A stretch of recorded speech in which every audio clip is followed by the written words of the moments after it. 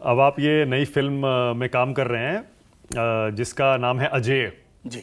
मुख्यमंत्री योगी आदित्यनाथ पर यह फिल्म बनी है। हाँ। और आप इसमें रोल कर रहे हैं एक पत्रकार का। हाँ। तो ये कैसे आया रोल आपके पास? हाँ, मैंने ये बुक पढ़ी थी जो आपके हाथ में है, the monk who became chief minister. हाँ, शांतनु गुप्ता जी की। हाँ। जी। तो जैसे आपके पास है वैसे मेरे पास भी थी, मैंने भी पढ़ा था और मुझे लगता था कि यार इस पे अगर फिल्म बनती तो मजा आता, कमाल की बुक है।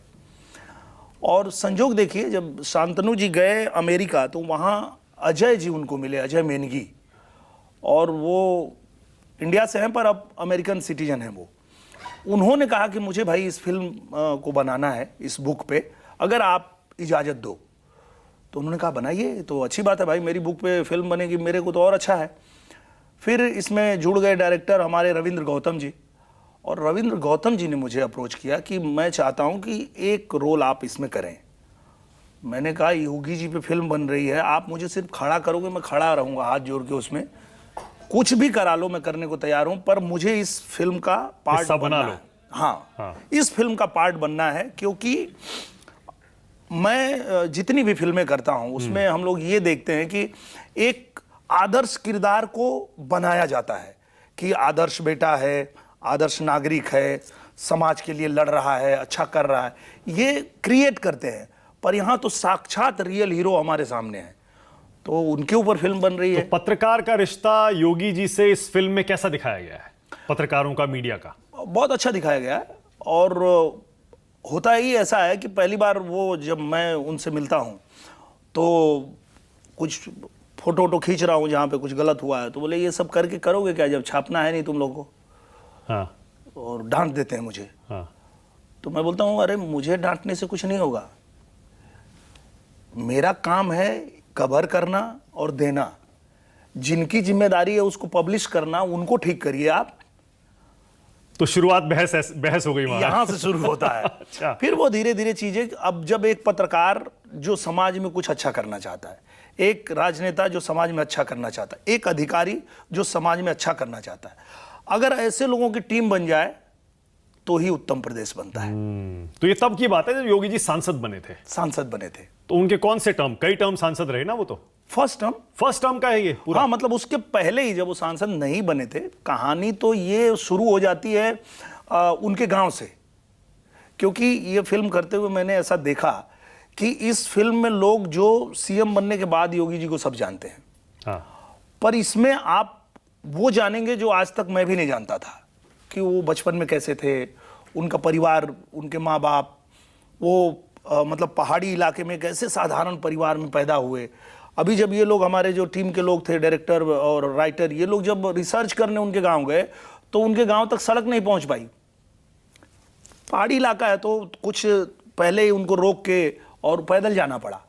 तो जिस गांव में सड़क नहीं पहुंची थी, उस गांव का बच्चा उस प्रदेश के सबसे बड़े पोस्ट पे बैठ के और उत्तर प्रदेश को हाईवे प्रदेश बना दिए, वो जर्नी कैसी थी पूरी, वो है ये। कहां तक की कहानी दिखाई गई है इसमें? ये बस वहीं तक जहां वो सीएम बनते हैं, सीएम बनने तक, उसके पहले तक का ही सब है। उसके बाद का कुछ नहीं है। वो जर्नी एक, हम कह सकते हैं कि एक इंस्पायरिंग जर्नी, एक मतलब एक ऐसी मूवी जो हर बच्चे को देखना चाहिए। उसको अगर सपना पूरा करना है, कुछ बनना है, या कोई किसी छोटी छोटी बात से डिस्टर्ब हो जाता है, तो जीवन में कैसे हमको संघर्ष करना पड़ता है। ये संघर्ष जो है क्या तब की समाजवादी पार्टी, बहुजन समाज पार्टी की सरकारों के खिलाफ भी दिखाया गया है?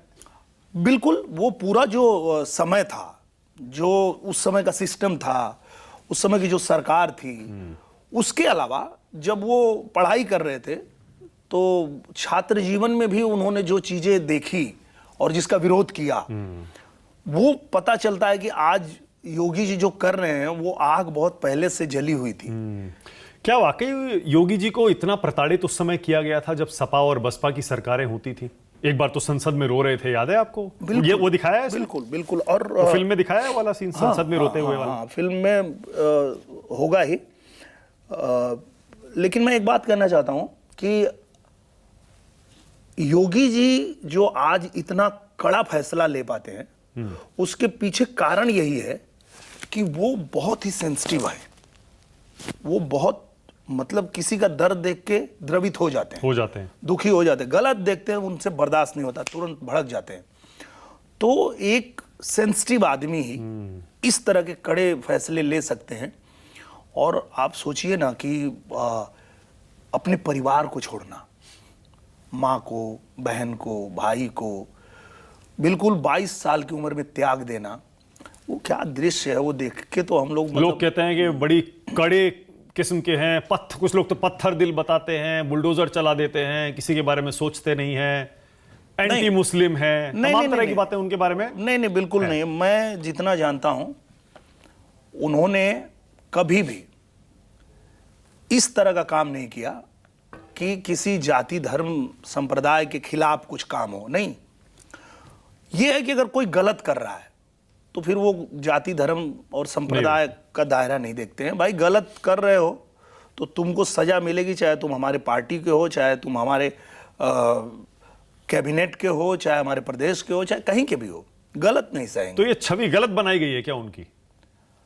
अब देखिए, विपक्ष का काम ही है सर, आप कितना भी अच्छा कर लीजिए। आप देखिए, हम लोगों ने इस देश को 2014 के पहले भी देखा है। प्रधानमंत्री नरेंद्र मोदी जी हमारे देश को विकट परिस्थितियों से निकाल के, कोरोना काल जैसे महामारी से निकाल के, आज दुनिया में भारत का डंका बजा रहे हैं। दुनिया के ताकतवर देश अगर हमारे देश को झुकाना भी चाहते हैं तो ये झुकते नहीं हैं, फिर भी उनको भी तो ये लोग बुरा बोलते ही ना। तो विपक्ष का हम कुछ नहीं कर सकते, उनका भी वही काम है, वही जॉब है कि आप कितना भी बढ़िया कर लीजिए, आपको गलत साबित करने में वो लगे रहेंगे, रात दिन उनका वही काम है। वो ऐसा परसेप्शन बनाते रहेंगे कि योगी जी ऐसे हैं वैसे हैं।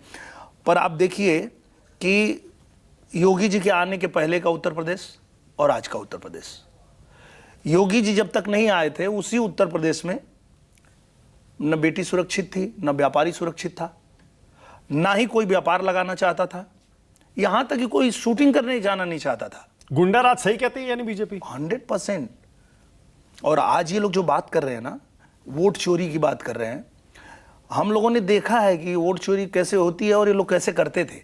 ये काम उन्हीं का था। आपने क्या देखा है बताइए? अरे यही, ये लोग गुंडे पालते ही इसलिए थे, चाहे वो बहुजन समाज पार्टी हो, चाहे वो समाजवादी पार्टी हो, चाहे कांग्रेस हो। ये लोग बाहुबलियों को पालते क्यों थे?